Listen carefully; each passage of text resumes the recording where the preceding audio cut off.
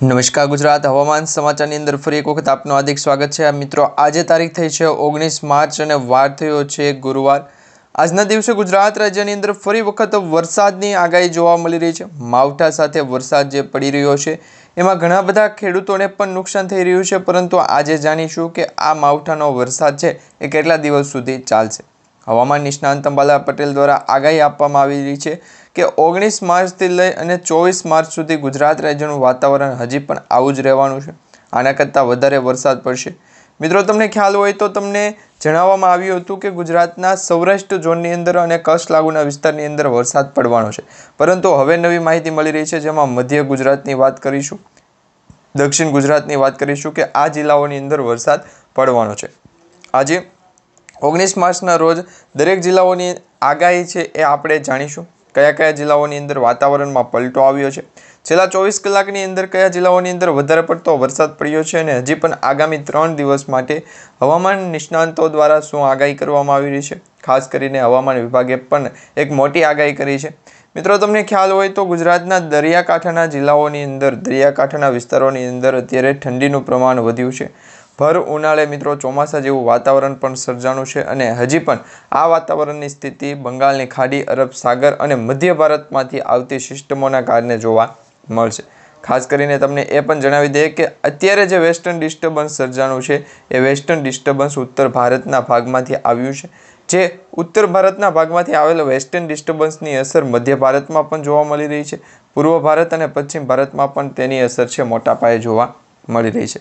બીજી આગાહી એ જણાવીએ કે દક્ષિણ ભારતની અંદર પણ અત્યારે વાદળછાયું વાતાવરણ છે, એટલે કે વરસાદવાળું વાતાવરણ છે એ જામી ગયું છે।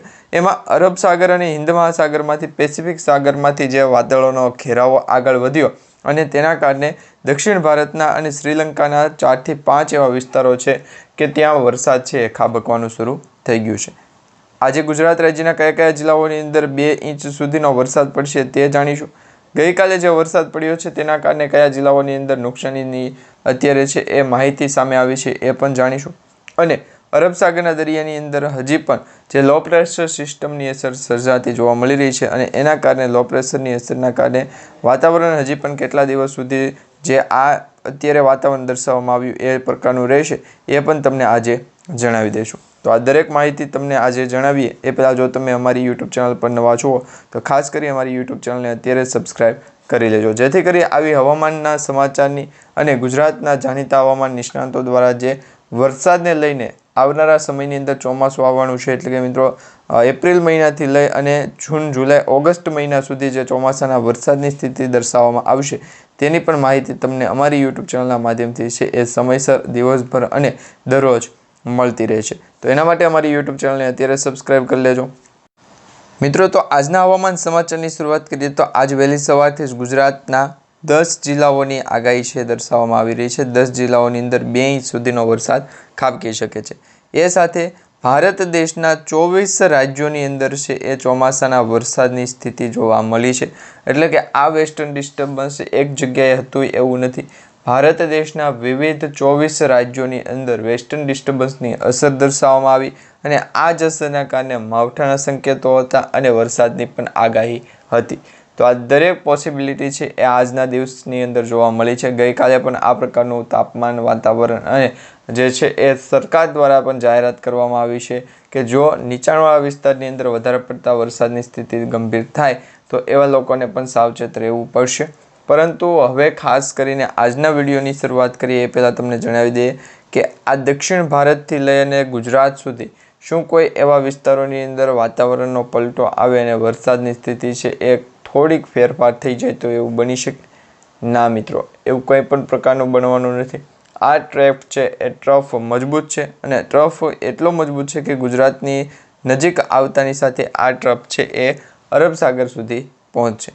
તેની આપણને આગાહી દર્શાવવામાં આવી છે। તમને દર્શાવી દઈએ આ માપ જે દર્શાવવામાં આવી રહ્યું છે, મેઝરમેન્ટ, કે જેમાં અરબ સાગર અને દક્ષિણ ભારતના બંગાળની ખાડીથી નીચેની વિસ્તારોની અંદર જે લો પ્રેશર સિસ્ટમની અસર દર્શાવવામાં આવે અને એ જ લો પ્રેશર સિસ્ટમની અસરના કારણે વાતાવરણની અંદર જો કોઈ મોટો ફેરફાર થયો તો હવામાન સમાચારો દ્વારા જે છે આપણે આ સુધી કોઈ પણ કારણોસર અત્યારે છે એક્શન મોડમાં આવી જાય।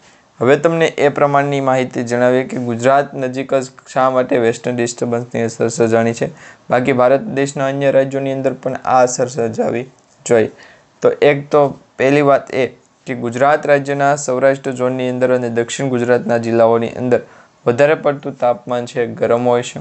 વરસાદ પણ સારો પડતો હોય છે અને હજી પછી આના પછીનો વેસ્ટર્ન ડિસ્ટર્બન્સની અસરના કારણે વાતાવરણ ગુજરાત રાજ્યના જે પણ સ્કૂલમાંથી આપેલા જે હોમવર્ક છે એ દરેક હોમવર્ક, તો આવા જ એક પોસિબિલિટી છે એ ગુજરાત રાજ્યની અંદર તો અત્યારે ઉનાળુ વેકેશનની જે શરૂઆત થશે, પરંતુ ઉનાળા વચ્ચે પણ માવઠાની આગાહી અને માવઠાની આગાહી વચ્ચે ચોમાસાની સ્થિતિ, તો આ દરેક પોસિબિલિટી છે જે શક્યતાઓ છે આજે ભેગી થઈ છે.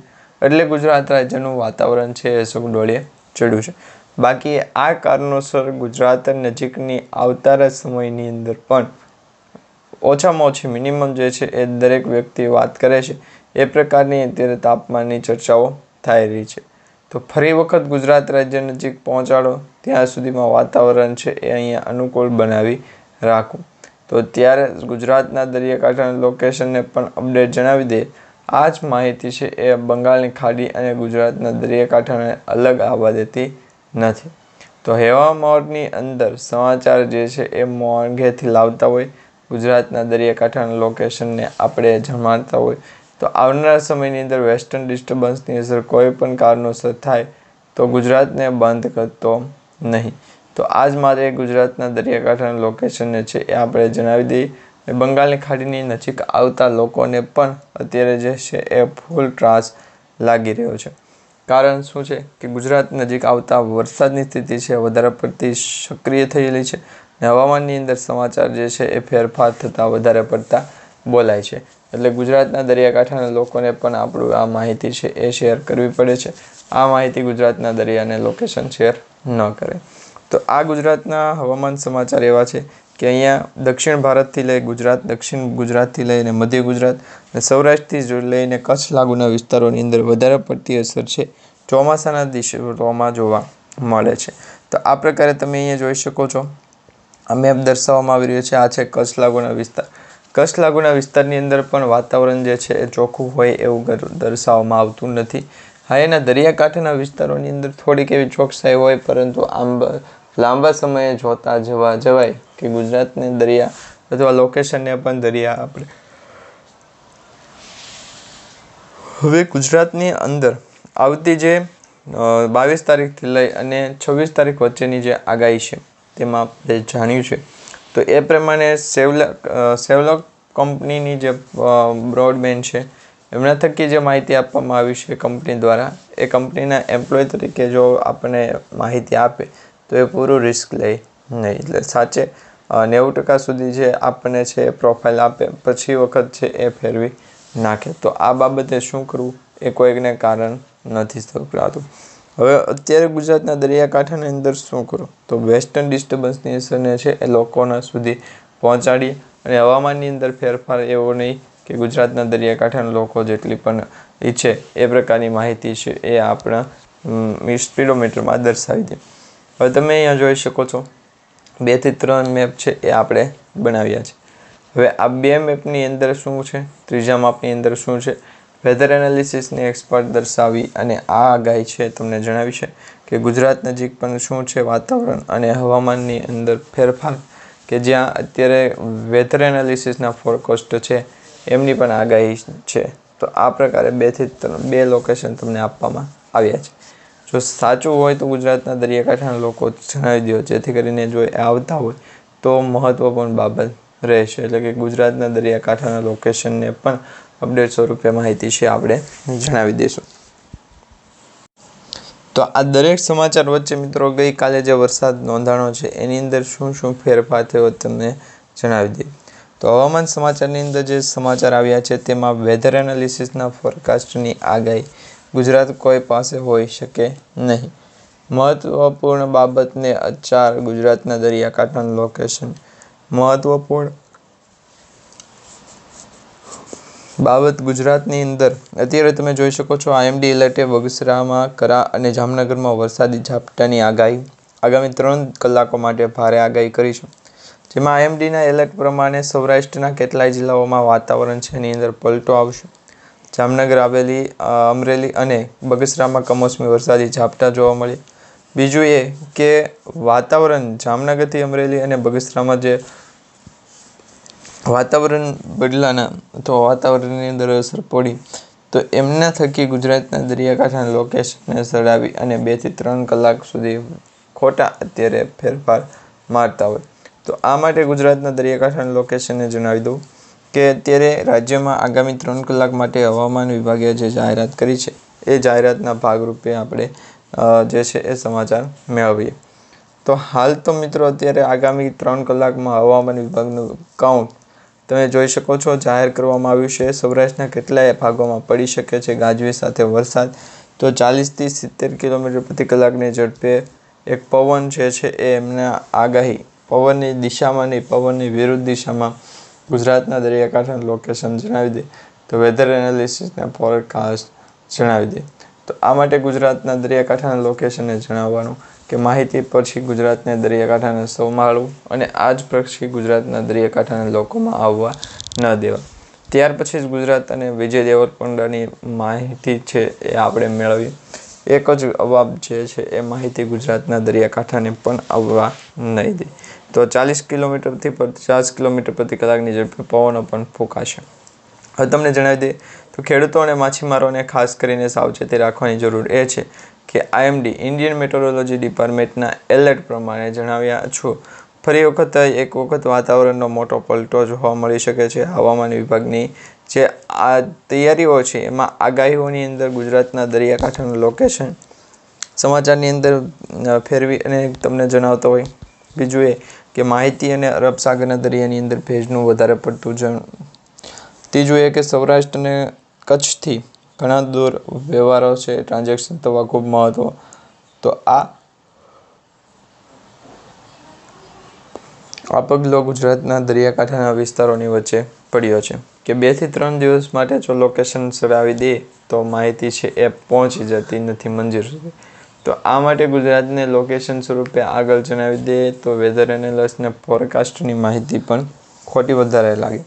હવે આઈએમડી એલર્ટે જણાવ્યું છે કે ગુજરાતની અંદર વાતાવરણની અંદર પલટો છે એ વરસાદની સ્થિતિ દર્શાવી નથી. આ માહિતી ગુજરાતના દરિયાકાંઠાના લોકેશનને અસર પ્રમાણે માહિતી સ્વરૂપે હોય છે. ગુજરાત દરિયાકાંઠાના લોકેશન અરબ સાગરના દરિયાની અંદર ભેજનું પણ પ્રમાણ વધારે છે.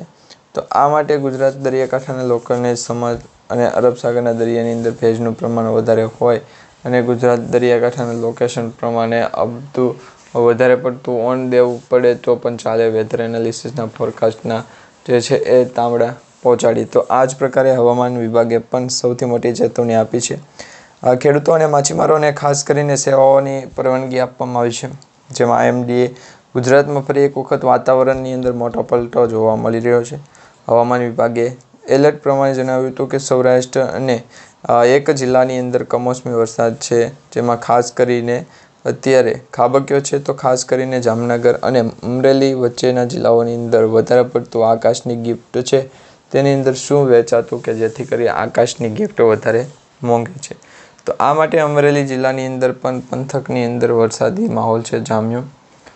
અમરેલી જિલ્લાના વડિયા ગામ અને બગસરા ગામની અંદર પંથકમાં મજેદાર ધમાકેદાર એન્ટ્રી જોવા મળી. વિડીયો જાહેર કરવામાં આવેલ મારવાડના બાટલા, ગાંટવા અને દેવળી સહિતના જે ગ્રામ્ય વિસ્તારો છે એમાં વરસાદી ઝાપટા પડ્યા હોય ત્યાંથી બીજો અને લોકેશન સ્વરૂપે આગળ જણાવી દેવાનો છે. વેધર એનાલિસિસનો ફોરકાસ્ટ માહિતી સ્વરૂપે આગળ આવે તો એમને પણ આ ગુજરાતના દરિયાકાંઠાના લોકેશન સ્વરૂપે માહિતી નથી.